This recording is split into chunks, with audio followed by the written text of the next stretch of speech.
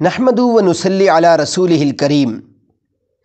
میرے محترم سامعین، گفتگو چل رہی تھی فلسطین کے متعلق، تو اسی ضمن میں آپ کی خدمت میں ذکر کرتا ہوں کہ قرآن کریم نے بھی بعض سرزمین فلسطین کے علاقوں کا ذکر کیا ہے، اور آج کی گفتگو بھی میری اسی متعلق ہے۔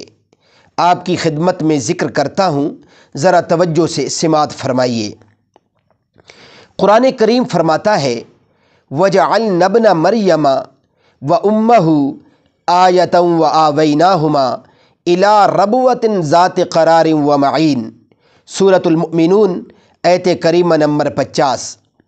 اور مریم کے بیٹے کو اور ان کی ماں کو ہم نے ایک نشانی بنایا، اور ان دونوں کو ایک ایسی بلندی پر پناہ دی جو ایک پرسکون جگہ تھی اور جہاں صاف ستھرا پانی بہتا تھا۔ ابن جریر نے مرہ نحوی سے روایت کی ہے کہ رسول اللہ صلی اللہ علیہ وسلم نے فرمایا، یہاں الربوہ سے مراد الرملہ ہے۔ ابن عساکر ابو ہریرہ رضی اللہ عنہ کی روایت نقل کرتے ہیں، ربوہ سے فلسطین کا علاقہ مراد ہے۔ قتادہ، کعب اور ابو العالیہ فرماتے ہیں اس سے مراد بیت المقدس ہے۔ فَحَمَلَتُهُ فَانْتَبَذَتْ بِهِ مَكَانًا قَصِيًّا، سورہ مریم آیت کریمہ نمبر 22۔ تو وہ حاملہ ہو گئی، اس سے پھر وہ الگ ہو گئی، اس کے ساتھ ایک دور جگہ یعنی جنگل میں۔ مفسرین نے اس آیت کریمہ کا یہ مطلب بتایا ہے کہ حضرت مریم حالت حمل میں دور چلی گئیں۔ ابن عباس رضی اللہ عنہ فرماتے ہیں وادی اقصیٰ تک گئی، اور یہی بیت اللحم ہے۔ اس کے اور ایلیا کے درمیان 4 میل کا فاصلہ ہے، اور ایلیا بیت المقدس کا ہی ایک نام ہے۔ وَاسْتَمِعْ يَوْمَ يُنَادِ الْمُنَادِ مِن مَّكَانٍ قَرِيبٍ، سورہ قاف آیت کریمہ نمبر 41۔ اور توجہ سے سنیے، جس دن پکارنے والا پکارے گا قریب جگہ سے۔ ابن عباس رضی اللہ عنہ سے اللہ عز و جل کے اس قول کے بارے میں ارشاد ہے، من مکان قریب سے صخرہ بیت المقدس مراد ہے۔ قتادہ کہتے ہیں ہم کہتے تھے کہ منادی صخرہ بیت المقدس سے آواز لگائے گا، اور کلبی اور کعب فرماتے ہیں یہ آسمان سے زمین کا قریبی حصہ ہے۔ وَإِذْ قُلْنَا ادْخُلُوا هَٰذِهِ الْقَرْيَةَ فَكُلُوا مِنْهَا حَيْثُ شِئْتُمْ رَغَدًا وَادْخُلُوا الْبَابَ سُجَّدًا وَقُولُوا حِطَّةٌ نَغْفِرْ لَكُمْ خَطَايَاكُمْ وَسَنَزِيدُ الْمُحْسِنِينَ، سورہ بقرہ آیت کریمہ نمبر 58۔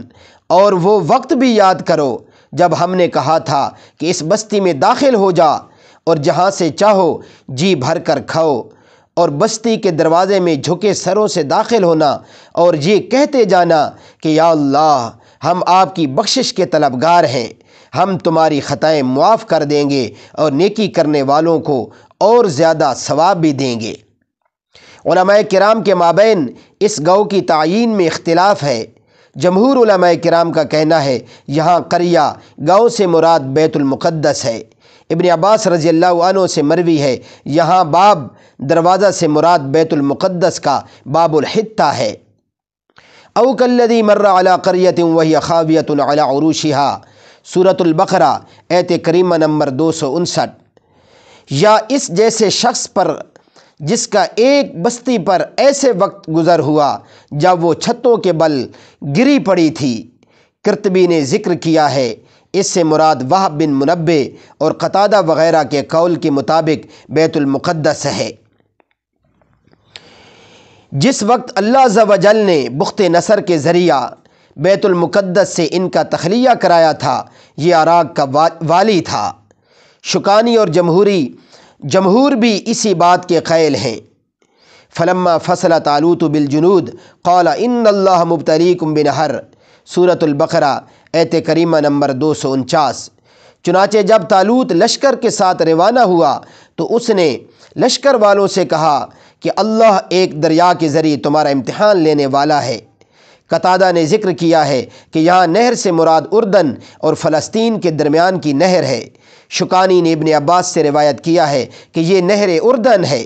ابن عباس سے یہ بھی مروی ہے کہ اس سے مراد نہر فلسطین ہے۔ حتیٰ اذا اتوا علی واد النمل قالت نملۃ یا ایھا النمل ادخلوا مساکنکم لا یحطمنکم سلیمان وجنودہ وہم لا یشعرون۔ سورۃ النمل آیت کریمہ نمبر 18۔ یہاں تک کہ جب وہ آئے چیونٹیوں کی وادی پر، کہا ایک چیونٹی نے اے چیونٹیوں تم داخل ہو جاؤ اپنے گھروں بلوں میں، کہیں ہرگز کچل نہ دے تمہیں سلیمان علیہ السلام اور اس کا لشکر اس حال میں کہ وہ شعور نہ رکھتے ہوں۔ امام رازی رحمۃ اللہ علیہ فرماتے ہیں اس وادی نمل سے مراد وادی شام ہے جہاں چیونٹیوں کی کثرت ہوتی ہے۔ یہ وادی اسکلانی کے پڑوس میں واقع ہے۔ یہ سرزمین جس کے تقدس اور تبرک کا تذکرہ قرآن کریم میں بار بار آیا ہے، جس کے مسلمانوں کے بطور وارث ہونے کا تذکرہ قرآن مجید نے کیا ہے، یہ سرزمین مسلمانوں کے یہاں نہایت متبرک اور مقدس گردانی جاتی ہے۔ لیکن افسوس صد افسوس کہ اس مقدس اور پاک سرزمین پر ناپاک یہودی اپنے قدم جمانے اور اس کو ملک اسرائیل کا دارالحکومت بنانے کے ناپاک عزائم بنا چکے ہیں اور منصوبہ پر عمل درآمد کرنے کی کوشش کی جا رہی ہے۔ ساری دنیا میں اس کے خلاف احتجاج جاری ہے، جلسے جلوس ہو رہے ہیں۔ مسلمانوں کو اس کے تقدس کو سمجھنا اور اس بیت المقدس کی بازیابی کے لیے ہر ممکن کوشش کرنی چاہیے۔ اللہ مجھے آپ کو عمل کرنے کی اور آگے تک پہنچانے کی توفیق عطا فرمائے۔